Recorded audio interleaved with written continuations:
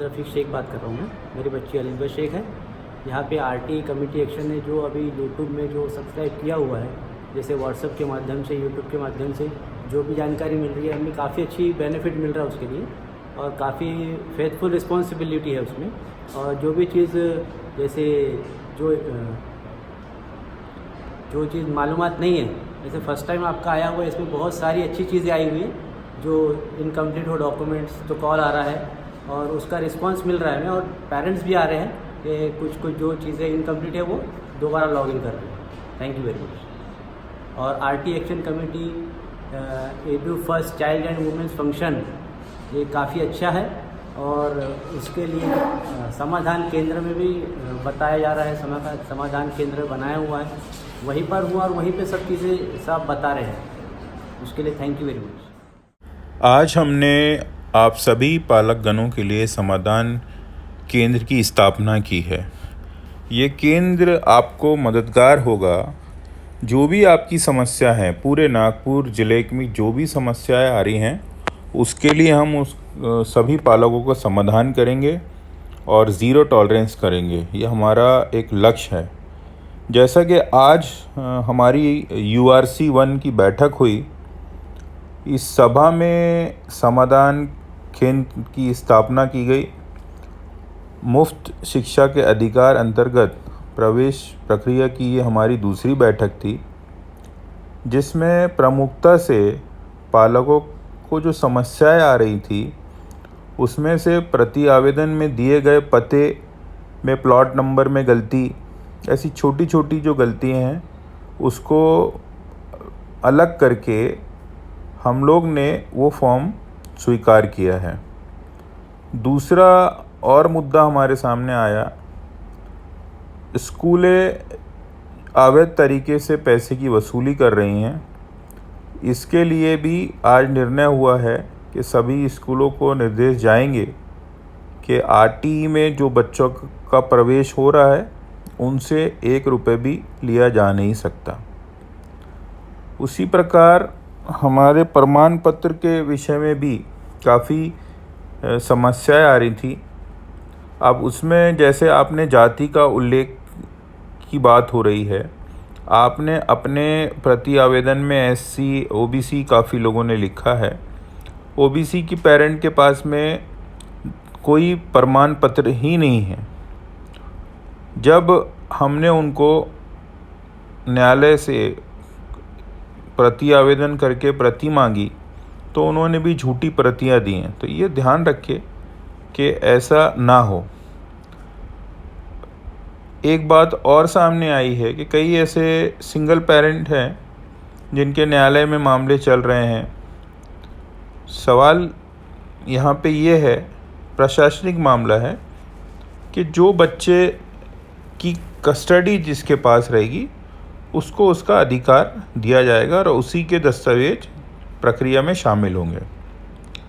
अभी हमारे पास ये भी शिकायतें आई हैं कि कई शालाएं जो हैं प्रवेश देने से नकार रही हैं। ऐसी परिस्थिति में शिक्षण अधिकारी प्राथमिक निर्णय लेंगे कि उन स्कूलों की मान्यता निकालने की प्रस्ताव किया जाएगा। अब एक और मामला हमारे सामने आया, जिसमें समिति ने निर्णय लिया है कि SC ST कैटेगरी वाले जो पालक हैं, सिंगल पालक हैं, उनमें जो बच्चा है उसके पिता का दस्तावेज होना, लेकिन वो सेपरेट होने के कारण वो नहीं ले पा रहे। तो ऐसी स्थिति में पालक को प्रतिज्ञा पत्र देना है, महिला एवं बाल कल्याण अधिकारी को एक आवेदन देना है, उसकी प्रति हमें देना है, और एफिडेविट में ये भी देना है कि वो जो उसके हस्बैंड का जो डेटा दे रही है वो सही है, और सही नहीं रहा तो ये जो प्रति आवेदन है वो रद्द माना जाएगा। यानी लॉटरी लगने के बाद भी हम लोग एडमिशन देने के बाद भी उसको रद्द कर देंगे। इसी प्रकार से हमारे पास में एक और शिकायत आई है कि जहाँ पे मकान मालिक की रजिस्ट्री नहीं हुई है, तो वो दस्तावेज देगा कैसे। ऐसी हालत में आपको उनकी कोई भी टैक्स रिसीप्ट लेना है, महानगर पालिका की भी टैक्स रिसीप्ट चलेगी, क्योंकि घर बने नहीं बने, रजिस्ट्री हो नहीं हो, टैक्स तो लगता है। तो ऐसी हालत में वो अपनी एक टैक्स की पावती दे दे, अपने किराए की एक पर्ची दे दे, तो भी ये मामला सुलझ जाएगा। इसका भी हम लोग ने निवारण किया है। इसी तरीके से और भी हमारी आरक्षण की जो समस्याएं आ रही हैं वो ऐसी हैं कि कई लोगों ने ये समझ के प्रति आवेदन कर दिया कि भाई हम तो मराठा हैं, अब आरक्षण हमको मिल जाएगा, लेकिन उन्होंने प्रमाण पत्र नहीं लिया है।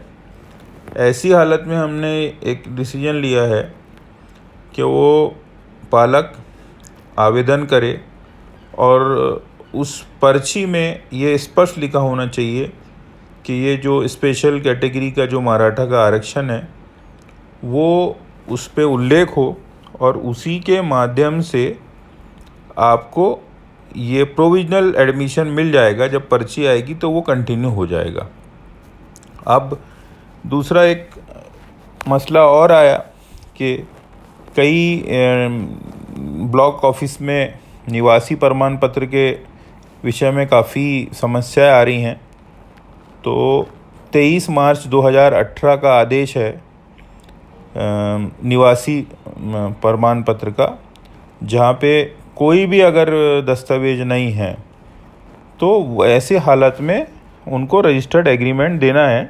लेकिन अगर नियमित रूप से जो दस्तावेज हमने मांगा है वो मिल जाते हैं तो कोई समस्या नहीं होगी। मैं आपको बार बार अंत में बताता हूँ कि हमने आज भी कई ऐसे फॉर्म जो ये हो रहे थे, रिजेक्ट हो रहे थे, उनको दोबारा प्रक्रिया में लिया है। तो आप लोग ये ध्यान दें कि सबसे पहले आपके फॉर्म की जो पात्रता है वो रेडियस से मानी जाएगी कि 1 किलोमीटर का रेडियस होना चाहिए। वो भी भूगोलिक है, मतलब फिज़िकल नहीं है, ज़मीन से नहीं है, आसमान से वाली जो यंत्रणा है उससे देखा गया है। और उसमें भी अगर आपका रिजेक्ट होता है तो हम लोग कुछ नहीं कर सकते। लेकिन जहाँ पे जितना भी आपको उसका बेनिफिट मिल सकता है हम लोग कोशिश कर रहे हैं।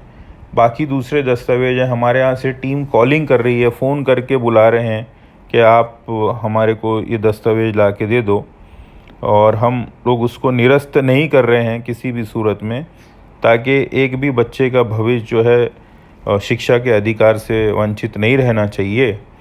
इसलिए हम अभी भी इसके माध्यम से जो डिजिटल हमने अभी एक सिस्टम चालू किया है जिसमें हम बात कर रहा हूँ, और इसमें आपने देखा होगा कि इसका फीडबैक आज जो जिनको इसका लाभ मिल रहा है वो उन्होंने स्वयं हमारे साथ में वीडियो पे हमसे बात की है और इसकी सराहना की है कि एक नया चीज़ आई है जहाँ पे हम आपको आपके करीब आके, मतलब आपसे रूबरू होके आपको मदद करना चाहते हैं। और दूसरी चीज़ मैं ये बता दूं कि कई बार ऐसा भी हो रहा है कि आपको दोबारा आना पड़ रहा है, लेकिन हम चाह रहे हैं कि हम पूरी कोशिश करें कि आपको इसका लाभ मिले। तो थोड़ा सा आप संयम रखिए और हम पूरी कोशिश करेंगे कि आपको इसका पूरा लाभ दें। और हम मौका भी देंगे कि अगर आपके कोई दस्तावेज नहीं है तो आप उसको समय रहते बनवा लीजिए। और हमारा समाधान केंद्र भी यहाँ पे है और मैं वहाँ रहता हूँ, और आप मुझसे आके मिल सकते हैं। और जो भी हम कोशिश करेंगे आपकी ज़्यादा से ज़्यादा मदद करने की।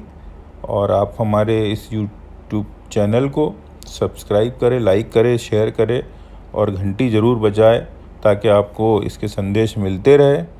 और मैं आपसे एक और महत्वपूर्ण बात शेयर करने जा रहा हूँ कि आप अपने जो भी रजिस्टर्ड टेलीफोन है, नंबर जो आपने मोबाइल नंबर दिया था उसको सेव रखें, क्योंकि वो आपके 8 साल तक काम आएगा।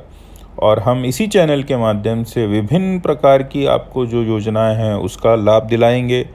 आपके बच्चों के ड्रेस का मामला हो, चाहे अधिक पैसे का मामला हो, पीटीए का मामला हो, चाइल्ड सेफ्टी का मामला हो, ट्रांसपोर्टेशन का मामला हो, ऐसे विभिन्न प्रकार के अलग अलग समस्याएं अभी आएंगी और आपको उससे दो हाथ होना पड़ेगा, लेकिन आप घबराइए मत। आरटी एक्शन कमेटी आपकी 8 साल तक के गार्डियंस रहेगी और आने वाले समय में आरटी जो एक्ट है वो 12वीं तक होने जा रहा है, कैब में मंजूरी मिल गई है, तो इसका भी लाभ आपको मिलेगा। तो आप हमारे चैनल से जुड़े रहिए। और मैं शाहिद शरीफ, आरटी एक्शन कमेटी का चेयरमैन, आपने मुझे सुना, आपने मेरा सहयोग किया, इसके लिए धन्यवाद। और मेरी बेस्ट विशेष है हर बच्चे को कि उसका अच्छे से एडमिशन हो जाए और वो अपनी तालीम हासिल करे। Thank you.